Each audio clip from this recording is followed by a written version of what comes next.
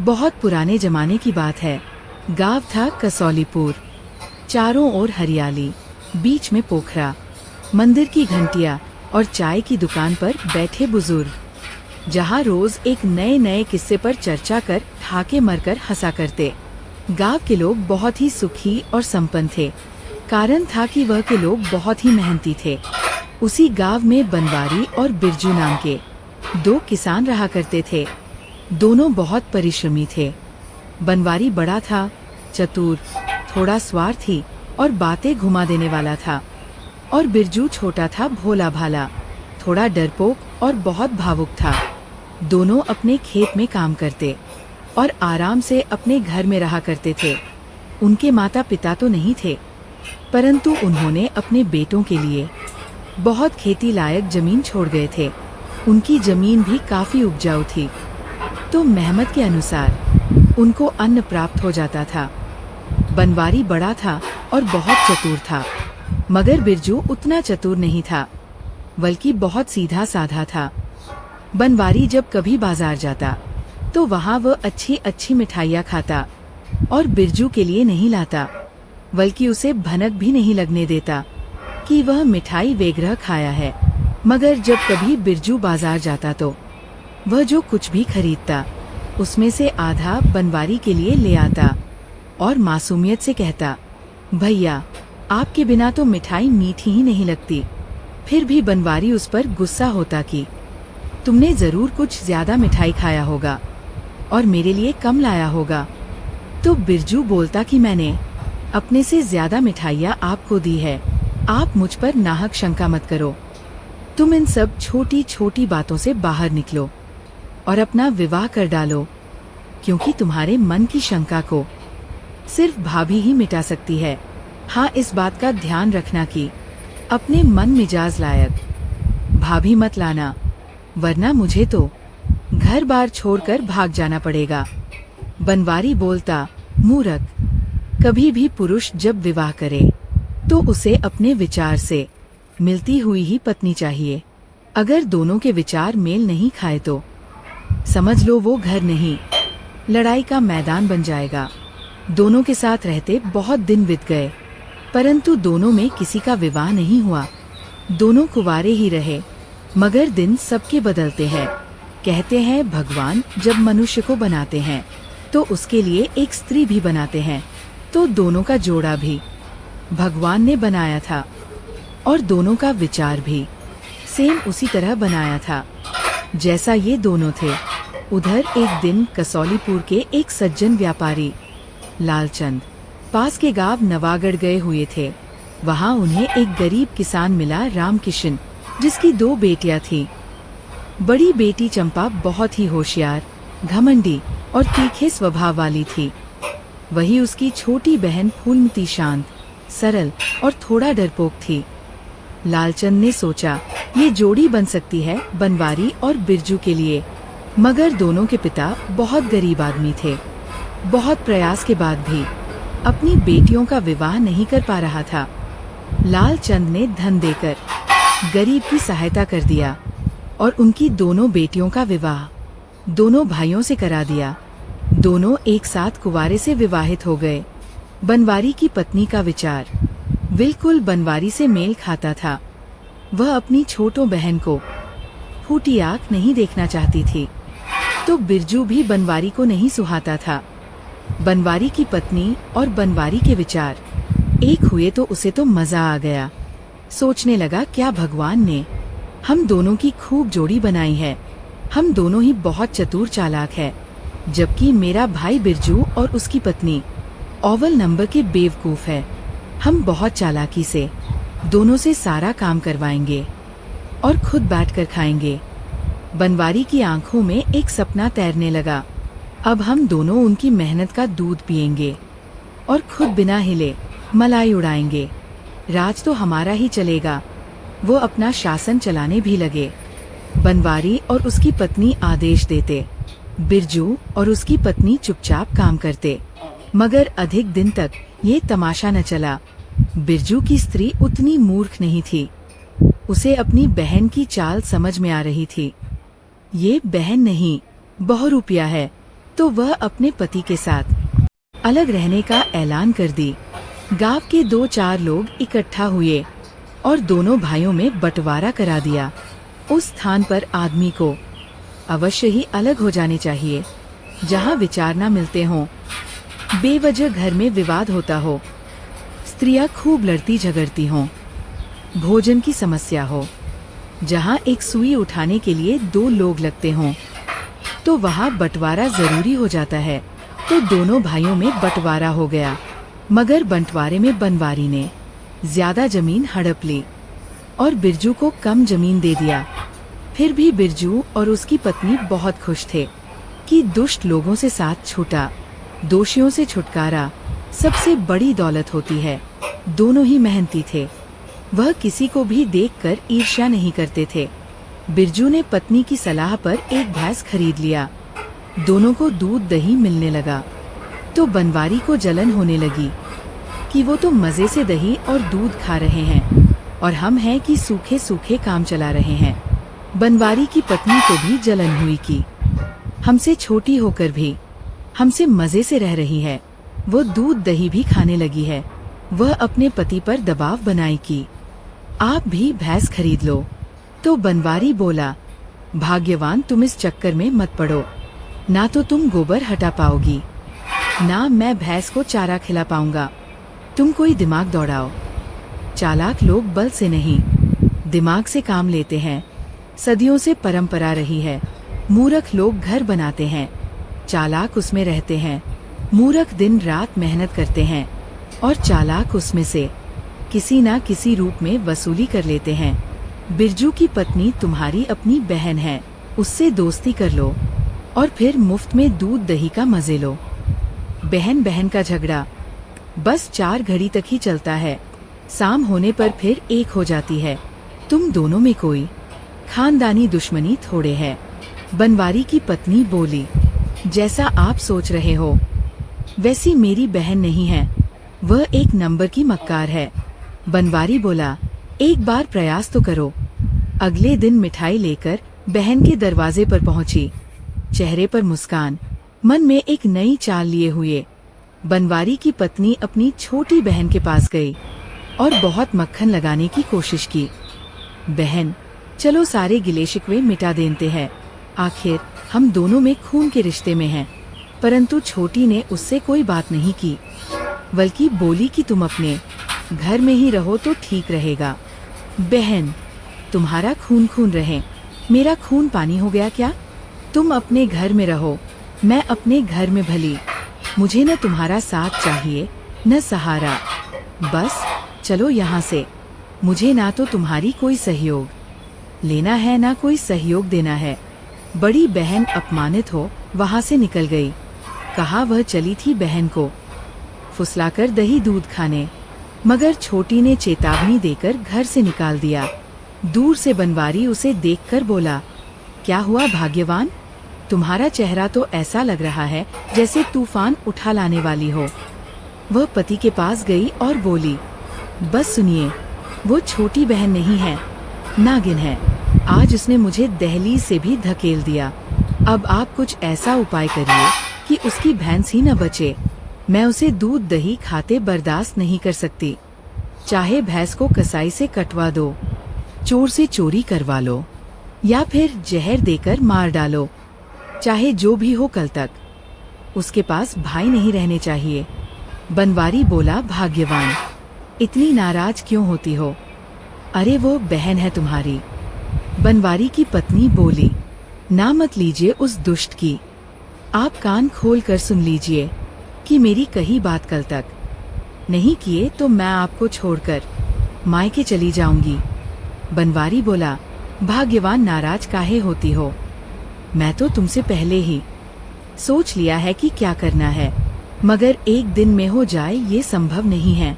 भैंस तो उसकी कटेगी, मगर फुर्सत से जल्दबाजी में लेने के देने पड़ जाएंगे। आजकल राजा के सैनिक भी भेष बदलकर आसपास के गांवों में घूमते रहते हैं, इसलिए चोर बदमाश कम सक्रिय है। हमें खुद ही भैंस खोलकर कसाई के पास ले जाना होगा। अभी पूरे 1 माह का समय लग जाएगा। तुम इतनी जल्दी घबरा जाओगी तो? अभी तो जिंदगी में कई बड़े फैसले लेने हैं। तुम एक भैंस के विषय में सोच रही हो, मैं तो उनका घर, उनकी सारी जमीन, सब के सब हड़प लेना चाहता हूँ। जरा सोचो, कल के हमारे बच्चे होंगे तो क्या इसी छोटे से घर में रहेंगे? नहीं, वो बड़े घर में रहेंगे। और वो घर ईमानदारी से हम कमाई करते रहे तो कभी नहीं बन पाएगा। उसके लिए हमें राजाओं की नीति अपनाना होगा, जैसे वो गरीब और कमजोर राजा को बलात् लूट लेते हैं, उनकी रानियों तक को लूट लेते हैं, लेकिन फिर भी हम भाई होने के नाते उन्हें जिंदा छोड़ देंगे, वह पत्नी के साथ कहीं भी जाकर कमाए खाए। स्त्री बोली, तुम यही तो मूर्खता करोगे, उन्हें जिंदा छोड़ना ही नहीं है, वरना राज दरबार चले जाएंगे और हमारे खिलाफ शिकायत कर देंगे, फिर हमें लेने के देने पड़ जाएंगे। दोनों बिरजू और उसकी बीबी को सबक सिखाने के लिए 1 महीने का वक्त निर्धारित किए। दूसरे दिन बिरजू सुबह सवेरे हल लेकर खेत पर पहुंच गया। सूरज सिर पर चढ़ आया था और खेत की मिट्टी पसीने से भीग चुकी थी। वो पूरे मन से हल चला रहा था। खेत जोतते जोतते उसे दोपहर होने को आई की तभी उसका हल किसी धातु से फंस गया। बिरजू ने हल रोका, झुककर देखा, मिट्टी के नीचे कुछ चमक रहा था। वो उत्सुकता से वहां खुदाई करने लगा। कुछ ही देर में एक पुराना भारी सोने का घड़ा निकला। बिरजू की आंखें चमक उठीं। वह सोचा, हमारे खेत में सोने का घड़ा? अरे, हम कई वर्षों से खेत को जोतते आए हैं, इसमें एक लोहे का सिक्का भी नहीं मिला और आज सोने का घड़ा मिल गया। जरूर मेरी पत्नी के वजह से ये सब हुआ है। कितनी बड़ी भाग्यशाली है। मेरे घर में उसके कदम पड़ते ही मुझे अब किसी चीज की कमी नहीं। जिस चीज में हाथ लगा देता हूँ मिट्टी से सोना बन जाता है। और एक तरफ मेरा भाई है, उसकी बीबी इतनी मनहूस मिली है कि भाई जिस चीज में हाथ लगाता है सोना भी मिट्टी में बदल जा रहा है। वह विचार करते हुए घड़ा निकाल ही रहा था कि कब वहां बनवारी आकर खड़ा हो गया था। उसने देखा ही नहीं। बनवारी बोला, बिरजू, ये सोने का घड़ा मेरा है, तुम इसे मुझे दे दो। बिरजू बोला, मैं ये आपको कैसे दे दूं? ये मेरे खेत से निकला है। बनवारी बोला, तुम मूर्ख हो, इसके राज के विषय में नहीं जानते हो, लेकिन मैं जानता हूँ। पिताजी ने इस खेत में 2 सोने का घड़ा छुपा रखा था, एक तुम्हारे लिए, एक मेरे किए। घर में इसलिए नहीं रखा था क्योंकि हमारा घर उस समय फूस का था। उसने कहा भी था कि खेत जोतते समय जब घड़ा तुम्हें मिले तो पहला घड़ा तुम ले लेना और दूसरा छोटे को दे देना। देखो, अब तुम पिता की बात की अवहेलना ना करो, वरना स्वर्ग में बड़ी दुखी होंगे। तुम्हें पिताजी कितना मानते थे, तुम उनको दुख मत पहुंचाओ, कोई देख लेगा तो और बवाल हो जाएगा। जमीन के अंदर मिली संपत्ति पर अब राजा का हक होता है। कोई राजा को सूचित कर दिया तो ना तो घड़ा तुम्हारे हाथ लगेगा, ना मेरे हाथ लगेगा। पहला घड़ा मिला है तो इसे मुझे दे दो। जल्द ही यही कहीं दूसरा घड़ा भी होगा, वो तुम्हें मिल जाएगा। तुम खेत जोत ही रहे हो, जो ही हल के नीचे धातु नजर आए उसे निकाल लेना। बिरजू सीधा साधा था। उसने बनवारी की मन गढ़ंत बात को सत्य मान लिया और वह सोने का घड़ा उसे दे दिया। दोनों में से किसी ने घड़े का मुख खोलकर नहीं देखा था कि इसके अंदर क्या है, बस अनुमान लगा लिया था कि इसमें स्वर्ण मुद्रा भरी होगी। बिरजू दूसरा घड़ा मिलने के उम्मीद में खेत में हल चलाए जा रहा था। शाम होने को आई मगर कुछ भी नहीं मिला। उधर बनवारी घड़ा लेकर अपने घर आ गया और अपनी पत्नी से बताया कि भाग्यवान, देखो तो मैं क्या लाया हूँ। मैं सोने का घड़ा लाया हूँ। बिरजू को खेत में सोने का घड़ा मिला था, परंतु मैंने बहुत चालाकी से इस घड़े को ले किया है। मैंने उससे बताया कि मेरे स्वर्गीय पिता जब जिंदा थे तो इस तरह के 2 घड़े खेत में छुपा दिए थे। एक मिल गया है, वह मेरा है, और दूसरा तुम ढूंढते रहो। वह मूर्ख, मेरी बात पर विश्वास कर। सोने का घड़ा मुझे दे दिया। उस मूर्ख को ये भी पता नहीं कि अगर हमारे पिता के पास सोने का घड़ा होता तो झोपड़ी में गरीबी के दिन काटते और दवा के अभाव में मर जाते। पत्नी बोली, आप भी मेरी तरफ बहुत चालाक हो। संगत का असर पड़ रहा है। जब मैं छोटी थी तो कोई ना कोई बहाना बनाकर छोटी बहन का खाना खा जाती थी और वह भूखी रह जाती थी। उसे भूखी देखकर मुझे बड़ी खुशी होती थी। अच्छा, जल्दी से घड़े को घर के अंदर ले चलो, हम इसमें देखते हैं कितनी सोने की मुहरें भरी पड़ी है। दोनों उसे घर के अंदर ले गए। पत्नी ने ध्यान से देखा तो वह घड़ा तो साधारण मिट्टी का था।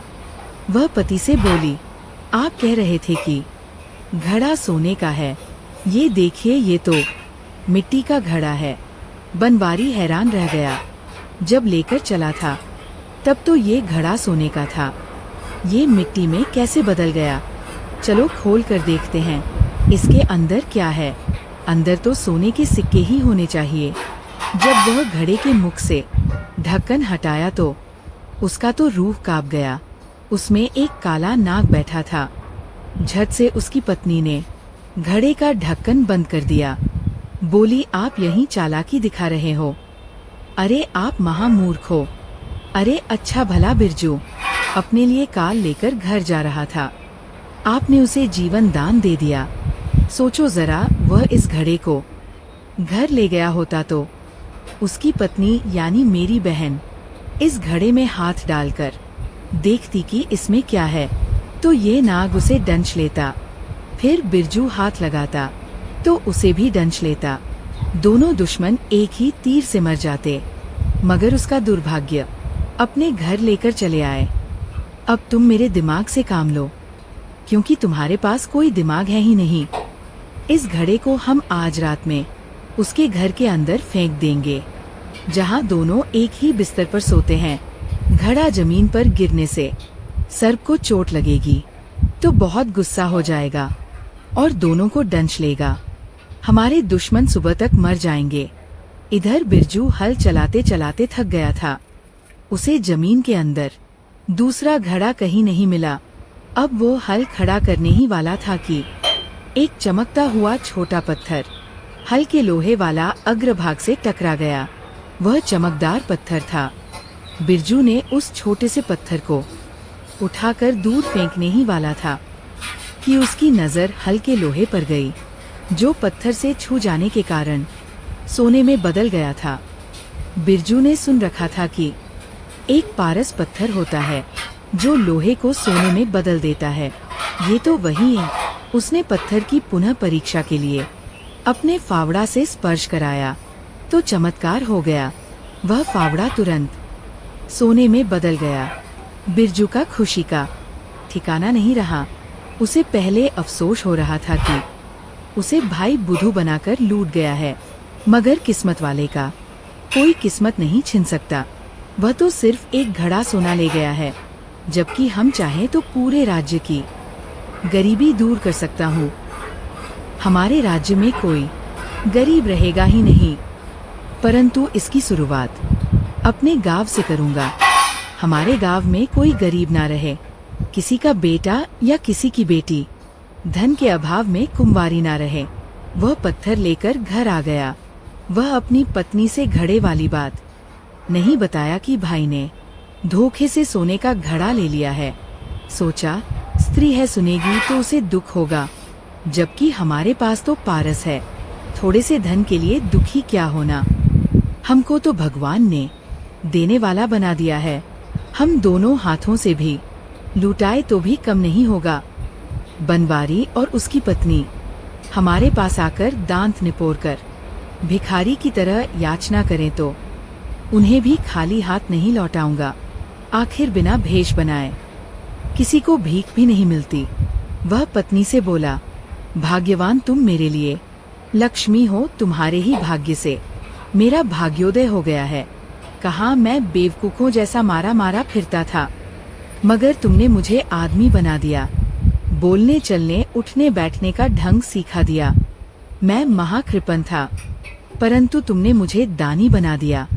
मैं आज जो भी हूँ तुम्हारे कृपा से ही हूँ। स्त्री बोली, आज आपको क्या हो गया है? कुछ ज्यादा ही मेरी प्रशंसा कर रहे हो, जबकि मुझ में ऐसा कुछ भी नहीं है। मैं आपसे मिलकर खुद को भाग्यवान समझती हूँ। मेरा जीवन सफल हो गया है, आपको अपने पति के रूप में पाकर। आप जितना प्यार देते हो, कोई दूसरा अपनी पत्नी को कभी दे ही नहीं सकता। आपकी खुशी का कारण क्या है, मुझे भी बताइए। तब बिरजू ने बताया कि भाग्यवान, मुझे पारस पत्थर मिल गया है। इसे लोहे से स्पर्श करा देने से सोने में बदल जाता है। तुम ये लो और अपने हाथ से किसी लोहे का स्पर्श करा करके देखो। स्त्री ने उस पत्थर से लोहे को स्पर्श कराया तो लोहा सोने में नहीं बदला। बिरजू को आश्चर्य हुआ। वह अपने हाथ में पत्थर लेकर लोहे से स्पर्श कराया तो लोहा सोने में बदल गया। पत्नी की आंख खुली की खुली रह गई। हे भगवान, आपके हाथ में तो जादू है। बिरजू बोला, नहीं भाग्यवान, ऐसी कोई बात नहीं है। बस मन को मैला नहीं रखना है। सबकी भलाई की बात मन में रखोगी तो तुम्हारे हाथ से भी ये पत्थर लोहे को सोने में बदल देगा। मगर किसी के लिए ईर्ष्या और द्वेष रखोगी तो फिर ये एक पत्थर ही रहेगा। पत्नी बोली, आप ठीक कहते हो। मैं अपनी बहन के लिए हमेशा मन में द्वेष रखती हूँ। मैं सोते जागते उसे एक बार जरूर कोश लेती हूँ, परंतु करूँ क्या? बुरे को बुरा ना कहूँ तो उसे भला कैसे कहूँ? ये पत्थर आपके हाथ में ही ठीक है। आप और मैं कोई अलग थोड़े हैं। शरीर अलग है, परंतु जान हमारी एक है। दोनों बातें करते हुए बड़ी रात तक जागते रहे। स्वाभाविक है, नए विवाहित जोड़े आधी आधी रात तक जागते रहते हैं, आपस में बातें करते रहते हैं। उधर बनवारी बोला कि भाग्यवान, अब दोनों सो गए होंगे। मैं ले जाकर ये घड़ा उनके घर में फेंक आता हूँ। उसकी पत्नी बोली, नहीं, तुझ मूर्ख पर मैं भरोसा नहीं कर सकती। तुम बिरजू के घर छोड़कर किसी और के घर में फेंक आओगे। चलो मैं भी साथ चलती हूँ।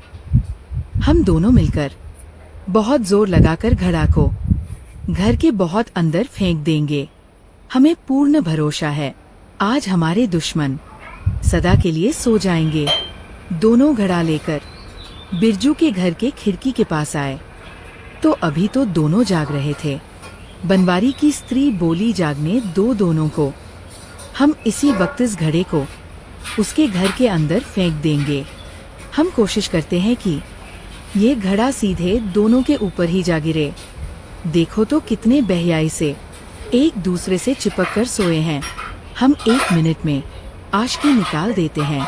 दोनों ने घड़ा उनके ऊपर ही फेंक दिया, मगर घड़ा उस तरह एक जगह जाकर स्थिर हो गया जैसे किसी ने बड़े आराम से लाकर रख दिया हो।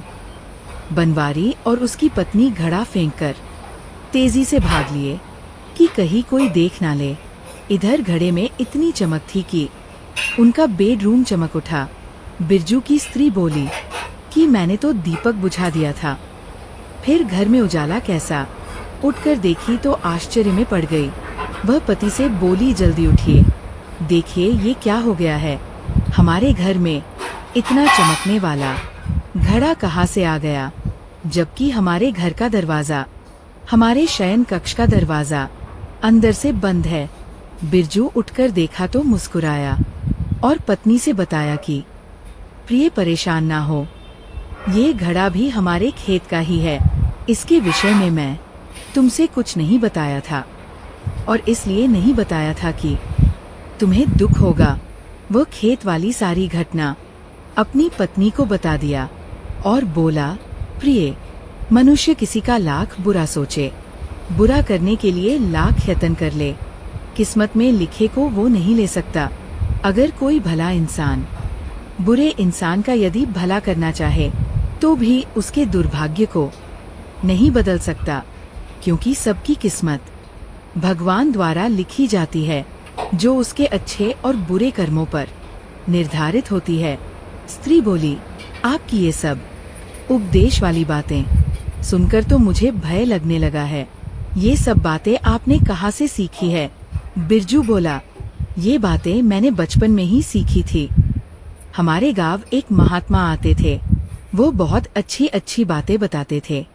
बनवारी उनकी कोई बात नहीं सुनता था, मगर मैं महात्मा की बहुत सारी बातें सीख लिया था। जैसे भूखे को भोजन देना, असहाय की मदद करना, किसी स्त्री पर बुरी नजर नहीं रखना, किसी के साथ बेईमानी नहीं करना, हो सके तो सबकी मदद करना, जहाँ जीव हिंसा हो रही हो वहाँ नहीं ठहरना, जिंदगी में कभी मांस भक्षण मत करना, इत्यादि बहुत सी बातें मैंने महात्मा से सीख ली थी और उसे अपने जिंदगी में उतार भी लिया है। उसी का फल है कि तुम जैसी पत्नी मुझे मिली है। इस संसार में रुपया, पैसा, धन, दौलत सब कुछ परिश्रम करने पर मिल जाता है, परंतु अच्छी पत्नी सिर्फ किस्मत वालों को ही मिलती है। पत्नी बोली, हम इस घड़े को खोल कर देख लेते हैं, इसमें क्या है? बिरजू बोला, हाँ हाँ, खोल कर देख लो, इसमें सोने की मुहरें हैं। स्त्री ने घड़ा खोल कर देखा तो उसमें सचमुच सोने की मुहरें थी। स्वर्ण मुद्रा देखते ही स्त्री के विचार बदल गए। वह पति से बोली, देखिए जी, मैं एक कुंवारी लड़की के दर्द को जानती हूँ। पैसे के अभाव में कई साल तक हमारा विवाह नहीं हो पाया था। सुना है हमारे इस गांव में दर्जनों लड़कियाँ पैसे के अभाव में कुंवारी बैठी हुई है। आप उनके सबके पिता को ये धन दे आओ। एक बेटी का विवाह कराना एक यज्ञ के बराबर होता है। वैसे भी गांव घर के नाते इस गांव की सभी लड़कियां आपकी बहन हुई और मेरी ननद, हम ये काम कर देते हैं तो बहुत बड़ा काम हो जाएगा। बिरजू बोला, फिर तुम छोटी सोच रखती हो। अरे हमारे पास पारस है, हम गांव के सभी घरों को बहुत धन देंगे। सुबह में हम सबको पर्याप्त धन मुहैया करा देंगे। कोई दिन दुखी हमारे गांव में रह ही नहीं जाएगा। और तो और मांगने पर हम बनवारी को भी धन दे देंगे। दोनों को रात में नींद नहीं आई। वो भोर में ही बुला बुला कर गांव वालों को धन देने लगे। बनवारी ने सुबह होने पर देखा कि गांव का एक एक आदमी बिरजू के घर में जा रहा है और फिर आ रहा है। उसे लगा दोनों मर गए हैं, इसीलिए लोग देख देख कर लौट रहे हैं। उसने एक आदमी से रोककर कहा, भाई बिरजू के घर आ रहे हो? उसके साथ बड़ा बुरा हुआ। बेचारे को सर्प ने डंश लिया और मर गया। वह आदमी बोला, मर गया? ये क्या बात बोल रहे हो? अरे तुमने कोई सपना तो नहीं देखा? बिरजू जिंदा है। और क्या तुम्हें खबर नहीं हुई? वह सोने की मुहरें बांट रहा है। देखो मेरे थैले को मुहरों से भरा पड़ा है, उसके घर से लेकर आ रहा हूँ। अरे आदमी हो तो बिरजू जैसा, सबका भला चाहता है। अरे गांव की बेटियों को तो वो गोंद ले लिया है, सबकी शादी वही करेगा, सारे खर्चे वही उठाएगा। इतना कह वो आदमी चला गया। वह अपनी तसल्ली के लिए दूसरे आदमी को रोककर पूछना चाहा तो उसने भी पहले से बढ़ चढ़कर बताया। वो आदमी बोला, अब मुंह क्या देखते हो? अरे तुम्हारा भाई है, जाकर तुम भी उससे कुछ मांग लो। बनवारी भागता हुआ अपनी पत्नी के पास आया और बताया, भाग्यवान गजब हो गया, बिरजू मराना उसकी पत्नी। अरे और तो और वह कंगाल सोने की मुहरें बांट रहे हैं। चलो चलकर देखते हैं उनके पास इतना धन आया कहाँ से। पत्नी बोली, सब तुम्हारी मूर्खता के वजह से हुआ है। अवश्य ही उस घड़े में सोना था और सर्प ऊपर घुसकर बैठ गया था। तुम्हें घड़े में अंदर झांककर देख लेना चाहिए था, मगर तुम एक नंबर के जाहिल हो। भगवान ने मुझे महाजाहिल के पल्ले बांध दिया है। इससे भला होता कि मेरा विवाह बिरजू से हो गया रहता और तुम्हारे पल्ले मेरी डायन बहन पड़ गई होती तो तुम दोनों की जोड़ी खूब जमती। मगर मेरा दुर्भाग्य और उस डायन का सौभाग्य जो आज सोने की मुहरें बांट रही है, अब मेरा मुंह मत देखो, जाओ अपने भाई से कुछ मुहरे मांग कर लाओ। बनवारी बोला, तुम भी साथ चलती तो अच्छा रहता। पत्नी बोली, मुझे बिरजू के पास जाने में कोई एतराज नहीं है, वह मेरा देवर लगेगा, मगर अपनी डायन बहन के पास नहीं जा सकती। उसने मुझे हमेशा के लिए अपने घर आने से मना कर दिया है। अब जीते जी मैं उसके घर नहीं जा सकती। बनवारी ना चाहते हुए भी थैला उठाकर बिरजू के घर गया तो बिरजू बोला, आओ भाई आओ, मैंने अपना सारा धन गांव वालों में बांट दिया है, कुछ तुम भी ले जाओ। वह मुहर थैले में ना देकर वह घड़ा ही उठाकर बनवारी को दे दिया, जिसमें से निकालकर मुहर बांट रहा था। बनवारी जल्दी से घड़ा का मुंह बंद किया और उठाकर घर आ गया। वह पत्नी से बोला, भाग्यवान मैं पूरा घड़ा ही ले आया, लो देखो इसमें कितना मुहर बचा है। मूर्ख ने तो सारा मुहर पहले ही गांव वालों में बांट दिया है, अब पेंदी में ही कुछ बचा होगा। स्त्री ने जो ही घड़े का ढक्कन हटाया, उसमें से काला नाग फन निकाल बाहर देखने लगा। वह सोने का घड़ा अब मिट्टी में बदल चुका था। पत्नी ने तुरंत ढक्कन बंद कर दिया। आज उसने भी देख लिया था कि जब बनवारी घड़ा लाया था तब सोने का था, परंतु अब मिट्टी में बदल चुका है। उसे घोर आश्चर्य हुआ कि ये हो क्या रहा है, शायद जादुई घड़ा है और बिरजू और उसकी पत्नी हम पर जादू टोना कर दे रहे हैं, इसलिए सोने का घड़ा मिट्टी में बदल जा रहा है और उसमें का सोना सर्प में बदल जा रहा है। पूरा मामला क्या है पता लगाना पड़ेगा। वह उस घड़े को घर के अंदर गड्ढा खोदकर नीचे दबा दिए। उधर समय बीतने लगा। बिरजू ने एक बहुत सुंदर घर बनवा लिया, मगर वो धन बांटने का काम बंद नहीं किया था, बल्कि और भी ज्यादा लोगों को धन बांट रहा था। आसपास के गांवों के गरीब लोग भी वह मदद किए जा रहा था। बिरजू दिन रात लोगों की सहायता में लगा था। अब बनवारी और उसकी पत्नी से ये सब देखा नहीं जा रहा था, तो दोनों ने प्रोग्राम बनाया कि हम दोनों को जहर देकर मार देते हैं। हम अपने घर में कथा कराते हैं और जब प्रसाद वितरण करेंगे तो जो प्रसाद बिरजू के घर देंगे उसमें जहर मिला देंगे। बिरजू और उसकी स्त्री को कभी शक ही नहीं होगा कि प्रसाद में भी जहर मिलाया जा सकता है। वह प्रसाद को आराम से खा जाएंगे और फिर ऐसा गिरेंगे कि कभी नहीं उठ पाएंगे। बनवारी ने पत्नी के साथ मिलकर एक कथा का आयोजन किया। दोनों ने प्रसाद बहुत बढ़िया से बनाया। उसके बाद पूरे गांव में प्रसाद वितरण किया, मगर जो प्रसाद बिरजू के घर भेजवाया उसमें बहुत खतरनाक जहर मिला दिया। बनवारी और उसकी पत्नी को अनुमान था कि प्रसाद हो ऐसी चीज है जिसका अपमान कोई भी नहीं कर सकता। बिरजू और उसकी पत्नी उस प्रसाद को बड़ी आदर से खाएंगे और मर जाएंगे, जबकि प्रसाद तो हमने पूरे गांव में बांटा है और सभी लोगों ने खा भी लिया है, परंतु वे नहीं मरेंगे क्योंकि उनके प्रसाद में जहर मिलाया ही नहीं गया है। ये काम इस विश्वास के लिए किया गया है कि कोई शक ही ना करे, कोई विश्वास ही ना करे कि दोनों की मौत प्रसाद के जहर से हुई है। बिरजू ने प्रसाद बनवारी से ले लिया था तथा पत्नी से बोला कि इस प्रसाद को रख दो, हम स्नान करने के बाद आदर के साथ इस प्रसाद को ग्रहण करेंगे।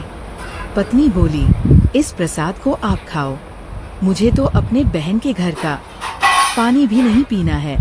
बिरजू बोला, प्रसाद का अपमान नहीं करते। पत्नी बोली, मैंने प्रसाद को प्रणाम कर लिया है, नहीं खाने से भी कोई अपमान नहीं होगा। आप स्नान के बाद आकर इस प्रसाद को खा लेना, यही रख देती हूँ। स्त्री अभी प्रसाद को रखी ही थी कि एक चूहा ने उस प्रसाद को जूठा कर दिया। उसमें जहर इतना ज्यादा था कि चूहा एक कदम भाग भी नहीं सका और गिरकर मर गया। स्त्री को समझते देर नहीं लगी कि इसमें जहर मिला है। उसने अपने पति को बताया तो उसने भी उस प्रसाद का थोड़ा सा भाग बिल्ली के सामने फेंक दिया। बिल्ली खाते ही मर गई। बिरजू को भी समझ में आ गया कि यह सब कथा का नाटक मेरे को और मेरी पत्नी को मारने के लिए किया गया है। मगर मेरी पत्नी मुझसे कहीं ज्यादा चतुर है, जो उनके घर का पानी पीना भी पसंद नहीं करती। आज भगवान ने मुझे बचा लिया है। उधर दोनों पति पत्नी खुश थे कि बिरजू और उसकी पत्नी प्रसाद खाते ही स्वर्ग सिधार गए होंगे। मगर थोड़ी देर बाद देखा कि बिरजू और उसकी स्त्री अपने घर के सामने आराम से टहल रहे हैं, तो उन्हें लगा कि जरूर दोनों शंका कर लिया है और प्रसाद को कहीं फेंक दिया है। ये ऐसे नहीं मरने वाले, इन दोनों को मारना पड़ेगा, इनकी गर्दन तलवार से काटना पड़ेगा। मगर ये रात को तो कभी घर से बाहर सोते ही नहीं। दोनों ने विचार किया कि हम आज इसकी भैंस को खोलकर कसाई को बेच देते हैं। ये दूध दही ज्यादा खाते हैं, इसी से इनका दिमाग कुछ ज्यादा चलता है। दोनों विचार कर आधी रात में भैंस को खोल लिए। भैंस बहुत तगड़ी थी, तो दोनों ने रस्सी पकड़कर उसे खींचना शुरू किया। कुछ दूर तक ले भी गए, मगर भैंस अनजान आदमी को देख भड़क गई और भागने लगी। संयोग बिगड़ा और दोनों का हाथ भैंस की रस्सी से फंस गया। वह दोनों को घसीटते हुए भागने लगी। ये भगत देख कुत्ते भौंकने लगे। कुत्तों के भौंकने से गांव के कई लोग जग गए। उन्हें लगा कि गांव में चोर घुस आए हैं, मगर जब सामने का माजरा देखे तो सब समझ में आ गया। कई लोग दौड़कर भैंस को काबू में किए और दोनों को रस्सी से अलग किए, मगर तब तक तो दोनों को बहुत चोट आ गई थी। हाथ टूट गए थे, पैर टूट गया था, अब वह चलने के भी काबिल नहीं थे। बिरजू ने जब सुना कि उसकी भैंस चुरा रहे थे, इसी कारण ये सब हुआ है, तो बोला, दोनों मूर्ख हैं। मुझे मांग लिए होते तो भैंस तो मैं इसी तरह दे दिया होता। चुराने की क्या जरूरत थी? मगर क्या करते, दोनों कुत्ते की दुम हैं, और कुत्ते की दुम कभी सीधी नहीं होती। अभी कल ही मुझे मारने के लिए प्रसाद में जहर मिला कर दिए थे। मेरा किस तरह बुरा हो, यही सोचने में इनकी उम्र गुजर रही है। बिरजू ने 100 स्वर्ण मुद्रा बनवारी को दिया कि जाकर अपना इलाज कराओ। उधर किसी ने राजा को खबर दे दिया कि महाराज, एक गांव का युवक पता नहीं कहां से धन पाता है। वह हजारों स्वर्ण मुद्रा गरीब लोगों में बांट रहा है। यही हाल रहा तो आपकी कदर कम हो जाएगी और कल को वो राजा बन बैठेगा। राजा बोला, उसे आदर के साथ राज दरबार बुलाया जाए। जरूरत हो तो मेरा रथ लेकर उसे सम्मान के साथ ले आओ। बिरजू को राजमहल बुलाया गया। राजा उसे देखकर बहुत प्रसन्न हुआ। बोला, नवयुवक, मैं तुम पर अति प्रसन्न हूँ। जो काम मुझे करने चाहिए वो तुम कर रहे हो। मुझे बताओ, तुम इतना धन पाते कहाँ से हो? तब बिरजू ने अपनी जेब से वह पत्थर निकाल राजा को दे दिया और बोला, महाराज, ये सब इस पत्थर का कमाल है। मेरा इसमें कोई रोल नहीं है, मैं तो एक गरीब आदमी हूँ। ये पत्थर जिस लोहे से छुआ देता हूँ वह सोने में बदल जाता है। राजा ने उत्सुकता बस उस पत्थर को एक लोहे से छुवाया, मगर वो लोहा का लोहा ही रहा। राजा बोला, कहा, ये सोना बन रहा है? तब बिरजू ने उसे अपने हाथ में लिया और लोहे से छुवाया। वो तुरंत सोने में बदल गया। राजा देख आश्चर्यचकित हुआ। बोला, वाह बेटा वाह, इस पत्थर का नहीं, तुम्हारे हाथ का कमाल है। तुम जानते हो, मेरी कोई औलाद नहीं है। मैं एक सुयोग्य युवक की तलाश में था जिसे अपना उत्तराधिकारी बना सको, परंतु कोई मिल ही नहीं रहा था। अब जाकर तुम मिले हो। आज से मैं तुम्हें अपना उत्तराधिकारी बनाता हूँ।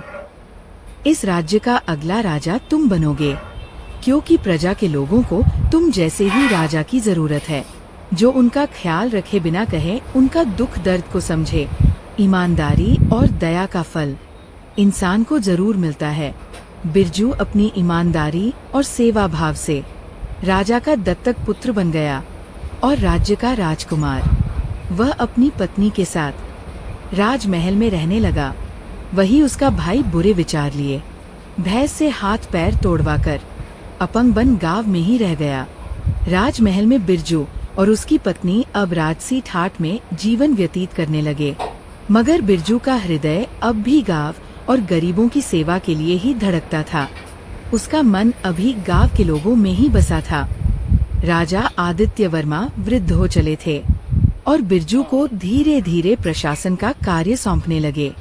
राजा का मंत्री सोमकेश इस बदलाव से बहुत असंतुष्ट था।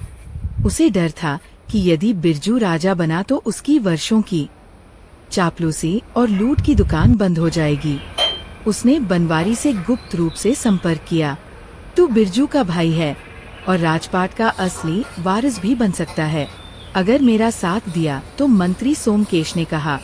बनवारी, जो पहले ही पश्चाताप में जी रहा था, पहले तो डरा, मगर मंत्री ने उसका लालच उभारा। तू लंगड़ा है तो क्या, मैं तुझे चमत्कारी जड़ी बूटी से ठीक करवा सकता हूँ, बस बिरजू को रास्ते से हटा दे। मंत्री ने बिरजू की छवि खराब करने के लिए एक योजना बनाई। उसने सोने की एक बड़ी मात्रा चोरी करवाई और उसी दिन राजमहल के कोषागार से बिरजू के कमरे में कुछ स्वर्ण मुद्राएं छुपा दी। फिर राज दरबार में शोर मचाया। महाराज, जिस युवक को आपने उत्तराधिकारी बनाया वह तो चोरी करता है। राज्य का खजाना खाली हो गया। बिरजू को गिरफ्तार कर लिया गया, लेकिन तभी राजा की रानी चंद्रकला, जो बिरजू की भक्ति से प्रभावित थी, सामने आई और बोली, महाराज, कोई व्यक्ति जो स्वयं का धन गरीबों में लुटाता है वो क्या चोरी करेगा? इसकी जांच निष्पक्ष होनी चाहिए। राजा ने एक दिन का समय दिया। यदि अगले सूर्यास्त तक चोर का पता न चला तो बिरजू को दोषी माना जाएगा। बिरजू की पत्नी, जो अब राजकुमारी बन चुकी थी, अपने गांव की समझदार स्त्री थी। उसने राजा की जासूस टोली के एक पुराने सदस्य भोलानाथ को बुलाया। भोलानाथ, जो पहले बिरजू से सहायता पा चुका था, खुशी से राजी हो गया।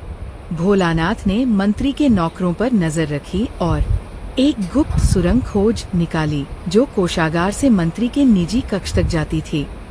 उसमें मंत्री का पुत्र हीरे की थैलियां छुपाते हुए पकड़ा गया। अगले दिन दरबार में सबके सामने मंत्री की साजिश उजागर की गई। राजा ने मंत्री को पद से हटाकर कैद में डाल दिया। बनवारी को भी लज्जा के साथ दरबार में बुलाया गया। बनवारी रोने लगा, भैया, मैंने आपके साथ घोर पाप किया। अब शरीर भी टूटा है और आत्मा भी।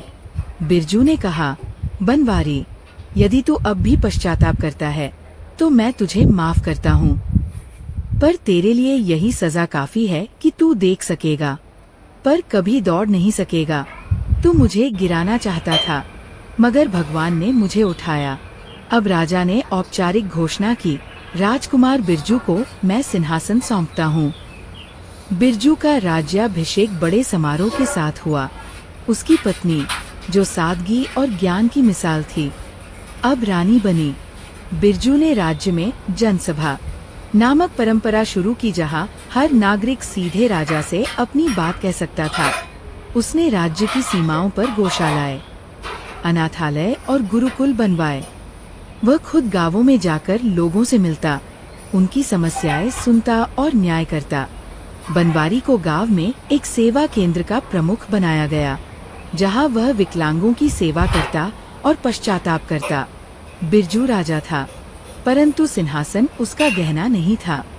सेवा, करुणा और सत्य उसकी असली पहचान थे, और यही पहचान युगों युगों तक उसे स्मरणीय बनाए रखी। भलाई का फल देर से सही, लेकिन जरूर मिलता है, और बुराई करने वाला अंततः अपने जाल में खुद फंसता है।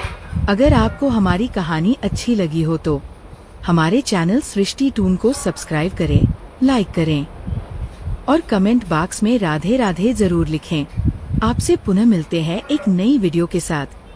तब तक के लिए आपको और आपके पूरे परिवार को राधे राधे।